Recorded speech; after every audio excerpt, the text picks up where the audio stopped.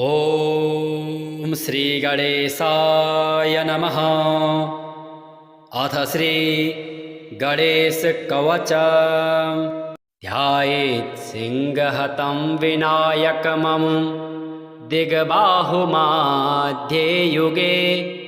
त्रेतायां तु मयूरवाहनममुं षड्बाहुकं सिद्धिदम्।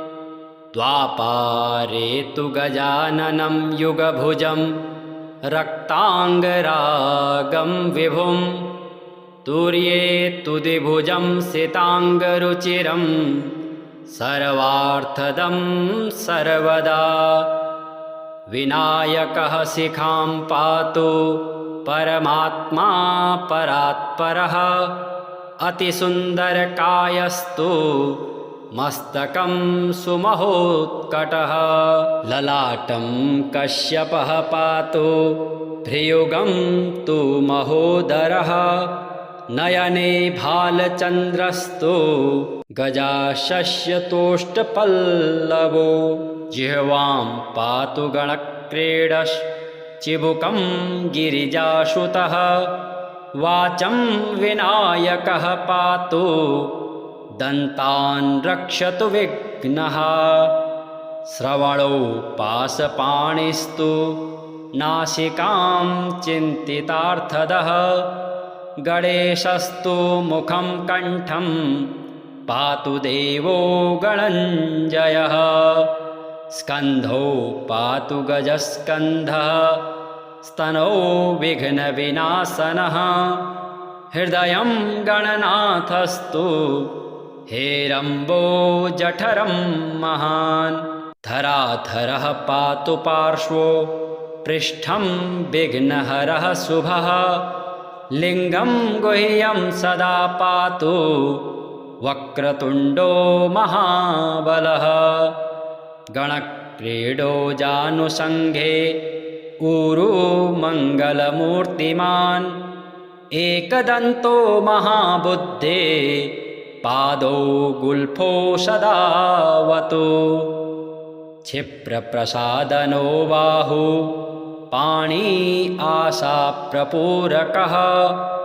अङ्गुलिश्च नखान् पातु पद्महस्तोरिनाशनः। सर्वाङ्गानि मयूरेशो विश्वव्यापी सदावतु। अनुक्तमपि यतस्थानं धूम्रकेतुः सदावतु। आमोदस्त्वग्रतः पातु प्रमोदः पृष्ठतोऽवतु। प्राच्यां रक्षतु बुद्धिश आग्नेयां सिद्धिदायकः। दक्षिणास्यामुमापुत्रो नैऋत्यां तु गणेश्वरः। प्रतीच्यां विघ्नहर्ता वायव्यां गजकर्णकः। कौबेर्यां निधिपः पाया दिशान्यामीशनन्दनः। दिवाव्यादेकदन्तेस्तु रात्रौ सन्ध्यासु विघ्नहृत्। राक्षसासुरवेताल ग्रहभूतपिशाचतः। पाशाङ्कुशधरः पातु रजः सत्त्वमतमः स्मृतः। ज्ञानं धर्मं च लक्ष्मी च लज्जां कीर्ति तथा कुलं। वपुर्धनं च धान्यं च ग्रहान् दारान् श्रुतान् सुखीन्। सर्वायुधधरः पौत्रान् मयूरेशोऽवतात् सदा। कपिलो जादिकं पातु गजाश्वान् विकटोऽवतु।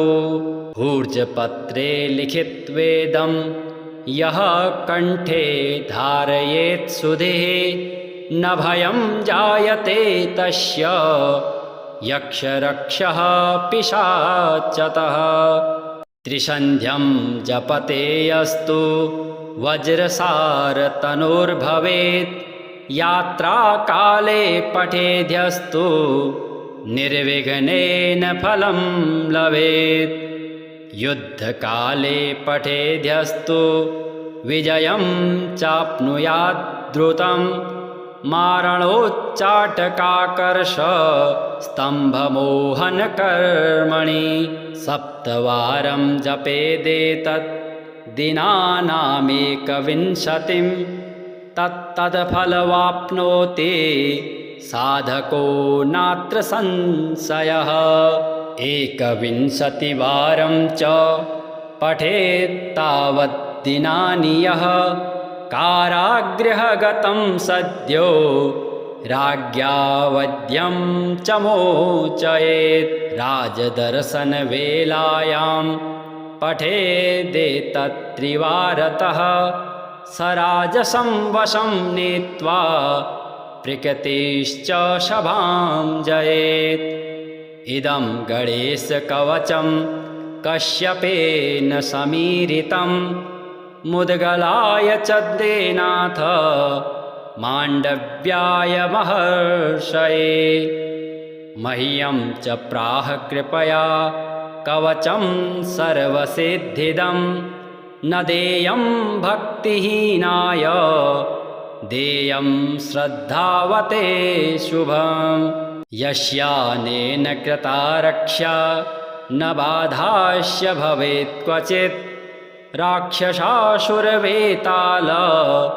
दैत्यदानवसम्भवा।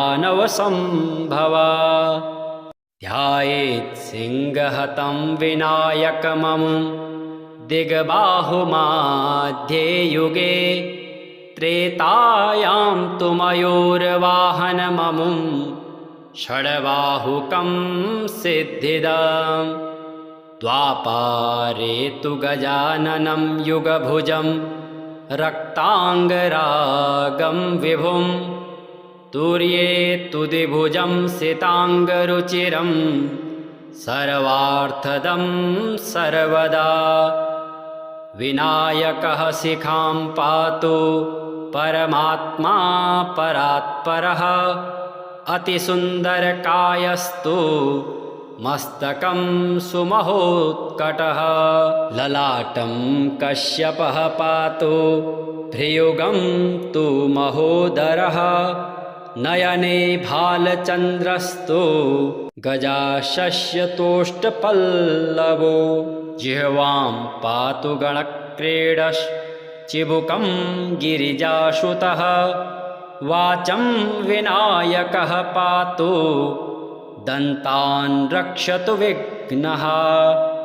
श्रवणौ पाशपाणिस्तु नासिकां चिन्तितार्थदः गणेशस्तु मुखं कण्ठं पातु देवो गणञ्जयः। स्कन्धौ पातु गजस्कन्धः स्तनौ विघ्नविनाशनः हृदयं गणनाथस्तु हेरम्बो जठरं महान्। धराधरः पातु पार्श्वो पृष्ठं विघ्नहरः शुभः लिङ्गं गुह्यं सदा पातु वक्रतुण्डो महाबलः। गणक्रीडो जानुसङ्घे ऊरू मङ्गलमूर्तिमान् एकदन्तो महाबुद्धे पादौ गुल्फो सदावतु। क्षिप्रप्रसादनो बाहु पाणी आशाप्रपूरकः अङ्गुलिश्च नखान् पातु पद्महस्तोरिनाशनः। सर्वाङ्गानि मयूरेशो विश्वव्यापी सदावतु अनुक्तमपि यतस्थानं धूम्रकेतुः सदावतु। आमोदस्त्वग्रतः पातु प्रमोदः पृष्ठतोऽवतु प्राच्यां रक्षतु बुद्धिश आग्नेयां सिद्धिदायकः। दक्षिणास्यामुमापुत्रो नैऋत्यां तु गणेश्वरः प्रतीच्यां विघ्नहर्ता वायव्यां गजकर्णकः। कौबेर्यां निधिपः पाया दिशान्यामीशनन्दनः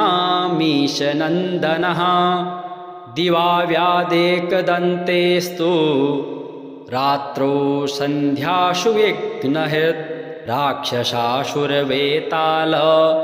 ग्रहभूतपिशाचतः पाशाङ्कुशधरः पातु रजः सत्त्वमतमः स्मृतः ज्ञानं धर्मं च लक्ष्मी च लज्जां कीर्ति तथा कुलं वपुर्धनं च धान्यं च ग्रहान् दारान् श्रुतान् सुखीन् सर्वायुधधरः पौत्रान् मयूरेशोऽवतात् सदा कपिलो जादिकं पातु गजाश्वान् विकटोऽवतु ऊर्जपत्रे लिखित्वेदं यः कण्ठे धारयेत् सुधिः न भयं जायते तस्य यक्षरक्षः पिशाचतः त्रिसन्ध्यं जपते यस्तु वज्रसारतनुर्भवेत् यात्राकाले पठेद्यस्तु निर्विघ्नेन फलं लभेत् युद्धकाले पठेद्यस्तु विजयं चाप्नुयात् द्रुतं मारणोच्चाटकाकर्ष स्तम्भमोहनकर्मणि सप्तवारं जपेदेतत् दिनानामेकविंशतिं तत्तत्फलवाप्नोति साधको नात्र संशयः एकविंशतिवारं च पठेत्तावत् दिनानि यः कारागृहगतं सद्यो राज्ञा वध्यं च मोचयेत् राजदर्शनवेलायां पठेदेतत्त्रिवारतः स राजसं वशं नीत्वा प्रकृतिश्च सभां जयेत् इदं गणेशकवचं कश्यपेन समीरितं मुद्गलाय चद्देनाथ माण्डव्याय महर्षये मह्यं च प्राह कृपया कवचं सर्वसिद्धिदं न देयं भक्तिहीनाय देयं श्रद्धावते शुभं यस्यानेन कृता रक्षा न बाधास्य भवेत् क्वचित् राक्षसासुरवेताल दैत्यदानवसम्भवा ध्यायेत् सिंहहतं विनायकममुं दिग्बाहुमध्ये युगे त्रेतायां तु मयूरवाहनममुं षड्बाहुकं सिद्धिदम् द्वापारे तु गजाननं युगभुजं रक्ताङ्गरागं विभुं तुर्ये तु द्विभुजं सिताङ्गरुचिरं सर्वार्थदं सर्वदा विनायकः शिखां पातु परमात्मा परात्परः अतिसुन्दरकायस्तु मस्तकं सुमहोत्कटः ललाटं कश्यपः पातु भ्रियुगं तु महोदरः नयने भालचन्द्रस्तु गजाशस्यतोष्टपल्लवो जिह्वां पातु गणक्रीडश्चिबुकं गिरिजासुतः वाचं विनायकः पातु दन्तान् रक्षतु विघ्नः श्रवणौ पाशपाणिस्तु नासिकां चिन्तितार्थदः गणेशस्तु मुखं कण्ठं पातु देवो गणञ्जयः स्कन्धौ पातु गजस्कन्धः स्तनौ विघ्नविनाशनः हृदयं गणनाथस्तु हेरम्बो जठरं महान् धराधरः पातु पार्श्वो पृष्ठं विघ्नहरः शुभः लिङ्गं गुह्यं सदा पातु वक्रतुण्डो महाबलः गणक्रीडो जानुसङ्घे ऊरू मङ्गलमूर्तिमान् एकदन्तो महाबुद्धे पादौ गुल्फो सदावतु क्षिप्रप्रसादनो बाहु पाणी आशाप्रपूरकः अङ्गुलिश्च नखान् पातु पद्महस्तोरिनाशनः सर्वाङ्गानि मयूरेशो विश्वव्यापी सदावतु अनुक्तमपि यतस्थानं धूम्रकेतुः सदावतु आमोदस्त्वग्रतः पातु प्रमोदः पृष्ठतोऽवतु प्राच्यां रक्षतु बुद्धिश आग्नेयां सिद्धिदायकः दक्षिणास्यामुमापुत्रो नैऋत्यां तु गणेश्वरः प्रतीच्यां विघ्नहर्ता वायव्यां गजकर्णकः कौबेर्यां निधिपः पाया दिशान्यामीशनन्दनः दिवाव्यादेकदन्तेस्तु रात्रौ सन्ध्यासु विघ्नहृत् राक्षसासुरवेताल ग्रहभूतपिशाचतः पाशाङ्कुशधरः पातु रजः सत्त्वमतमः स्मृतः ज्ञानं धर्मं च लक्ष्मी च लज्जां कीर्ति तथा कुलं वपुर्धनं च धान्यं च ग्रहान् दारान् श्रुतान् सुखीन् सर्वायुधधरः पौत्रान् मयूरेशोऽवतात् सदा कपिलो जादिकं पातु गजाश्वान् विकटोऽवतु ऊर्जपत्रे लिखित्वेदं यः कण्ठे धारयेत् सुधिः न भयं जायते तस्य यक्षरक्षः पिशाचतः त्रिसन्ध्यं जपते अस्तु वज्रसारतनुर्भवेत् यात्राकाले पठेद्यस्तु निर्विघ्नेन फलं लभेत् युद्धकाले पठेद्यस्तु विजयं चाप्नुयात् द्रुतं मारणोच्चाटकाकर्ष स्तम्भमोहनकर्मणि सप्तवारं जपेदेतत् दिनानामेकविंशतिं तत्तत्फलवाप्नोति साधको नात्र संशयः एकविंशतिवारं च पठेत्तावत् दिनानि यः कारागृहगतं सद्यो राज्ञा वध्यं च मोचयेत् राजदर्शनवेलायां पठेदेतत्त्रिवारतः स राजसं वशं नीत्वा प्रकृतिश्च सभां जयेत् इदं गणेशकवचं कश्यपेन समीरितं मुद्गलाय च देनाथ माण्डव्याय महर्षये मह्यं च प्राह कृपया कवचं सर्वसिद्धिदं न देयं भक्तिहीनाय देयं श्रद्धावते शुभम् यस्यानेन कृता रक्षा न बाधास्य भवेत् क्वचित् राक्षसासुरवेताल दैत्यदानवसम्भवा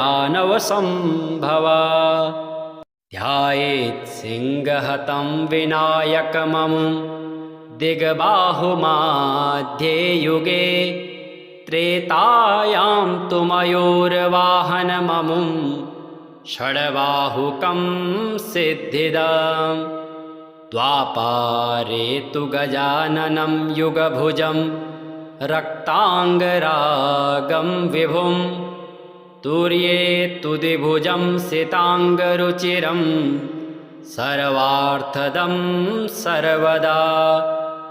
विनायकः शिखां पातु परमात्मा परात्परः अतिसुन्दरकायस्तु मस्तकं सुमहोत्कटः।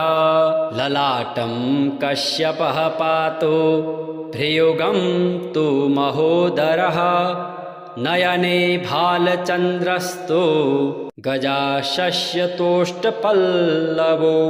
जिह्वां पातु गणक्रीडश्चिबुकं गिरिजासुतः वाचं विनायकः पातु दन्तान् रक्षतु विघ्नः। श्रवणौ पाशपाणिस्तु नासिकां चिन्तितार्थदः गणेशस्तु मुखं कण्ठं पातु देवो गणञ्जयः। स्कन्धौ पातु गजस्कन्धः स्तनौ विघ्नविनाशनः हृदयं गणनाथस्तु हेरम्बो जठरं महान्। धराधरः पातु पार्श्वो पृष्ठं विघ्नहरः शुभः लिङ्गं गुह्यं सदा पातु वक्रतुण्डो महाबलः। गणक्रीडो जानुसङ्घे ऊरू मङ्गलमूर्तिमान् एकदन्तो महाबुद्धे पादौ गुल्फो सदावतु। क्षिप्रप्रसादनो बाहु पाणी आशाप्रपूरकः अङ्गुलिश्च नखान् पातु पद्महस्तोरिनाशनः। सर्वाङ्गानि मयूरेशो विश्वव्यापी सदावतु अनुक्तमपि यतस्थानं धूम्रकेतुः सदावतु। आमोदस्त्वग्रतः पातु प्रमोदः पृष्ठतोऽवतु प्राच्यां रक्षतु बुद्धिश आग्नेयां सिद्धिदायकः। दक्षिणास्यामुमापुत्रो नैऋत्यां तु गणेश्वरः प्रतीच्यां विघ्नहर्ता वायव्यां गजकर्णकः।